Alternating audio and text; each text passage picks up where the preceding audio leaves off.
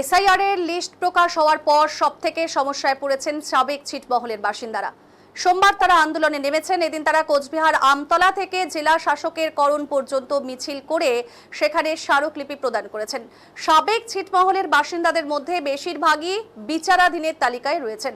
এদিকে রবিবার পশ্চিমবঙ্গের ভোট ঘোষণা করেছেন নির্বাচন কমিশন। প্রথম দফায় ভোট হবে সাবেক ছিটমহলে।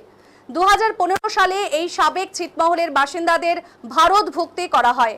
এরপর থেকে তারা যে কয়েকটি নির্বাচন হয়েছে সেই সবগুলি নির্বাচনে অংশগ্রহণ করেন। 2015 সালে ভারতের নাগরিক হিসেবে অন্তর্ভুক্তি হন তারা।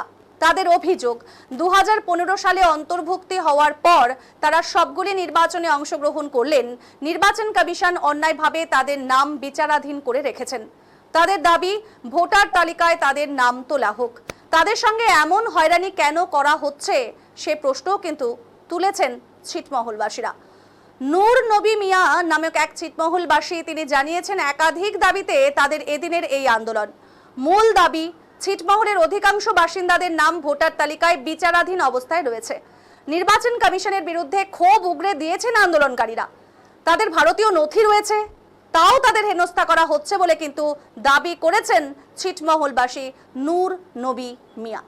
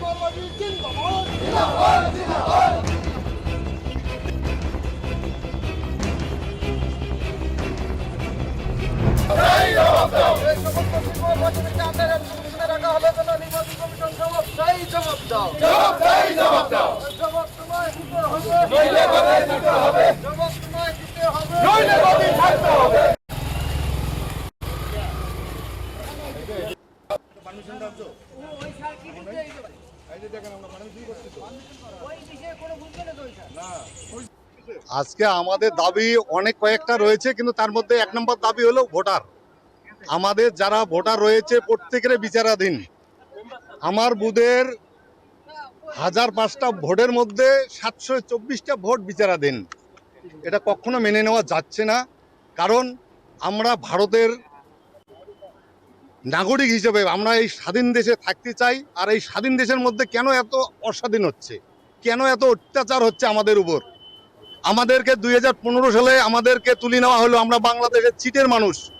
ভারত বাংলাদেশ চুক্তিপত্র করার পর আমাদেরকে স্বাধীন করে নেওয়া হয়েছে 1 আগস্ট 2015 আমাদেরকে ভারতভুক্ত করা হয়েছে। তারপর থেকে আমরা প্রত্যেকটা ভোটে ভোট দিয়ে আসছি, কিন্তু এই যে এবার ভোট, বিধানসভার ভোটের আগে এসআইআর শুরু করলো। এসআইআর এর নামে আমাদেরকে সমস্ত ছিটমহলকে হয়রানি করা হচ্ছে। এই হয়রানির দায় সমস্তটা হলো ইলেকশন কমিশনার। তাদের উপরে সমস্ত কিছু আমরা দায় চাপাবো, কারণ জাত তুলে তুলে ওরা আমাদেরকে বিচারাধীনের মধ্যে রাখছেন। এটা কখনো মেনে নেওয়া যায় না, এটা অসামাজিক ঘটনা। এগুলো আমরা মেনে নিতে পারবো না, কারণ ভারত স্বাধীন হয়েছে 1947 সালে 15 আগস্ট, আর আমাদের ছিটমহল স্বাধীন হলো 2015 31 জুলাই রাত 12টার পরে 1 আগস্ট। সেদিন থেকে আমরা এই দেশের নাগরিক হিসাবে আমরা সবকিছু পাই, ভোটার কার্ড, আধার কার্ড, রেশন কার্ড। কিন্তু তার সূত্রে আমাদের কি করি আমাদের বিচারাধীন এতগুলো ভোট?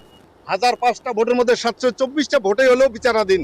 এটা কখনো মেনে নেওয়া যায় না। এটা সমস্তটাই একটা চক্রান্ত ইলেকশন কমিশনের। একই লিস্টের মধ্যে থাকা 15,864 জন মানুষ, তার মধ্যে কি করে এইভাবে আন্ডার এসেছিলেন? আপনার বুথে সেই সময় কত ভোটার ছিল? আজকের দিনে কত ভোটার রয়েছে? তখন ছিল 900 সামথিং, আজকে 1005 হয়েছে। হ্যাঁ, তার মধ্যে 724টা ভোটে অ্যাডজুডিকেশনের মধ্যে রয়েছে। এর আগেও তো আপনারা দিনাটা এসডি অফিসে গেছেন, বিভিন্ন জায়গায় গেছেন, সেখান থেকে আপনাদের কি বলা হয়েছে? বলা হচ্ছে, প্রতিশ্রুতি দিচ্ছে যে হচ্ছে আপনাদের টেনশন নাই, আপনারা ছিটমহলের লোক, আপনাদের হাউস হোল্ডের নাম রয়েছে। এটা সারা ভারতবর্ষের লোক জানে আপনারা চিটের লোক, আপনাদের হাউস হোল্ডে রয়েছে নাম। আমরা ভারতীয়, কিন্তু তারপরে আমাদের কেন এত হ্যারাসমেন্ট করা হচ্ছে? আপনার নাম কি, কোন বুথের বাসিন্দা?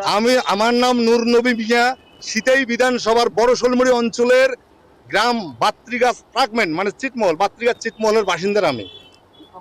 বুথ নম্বর 6208।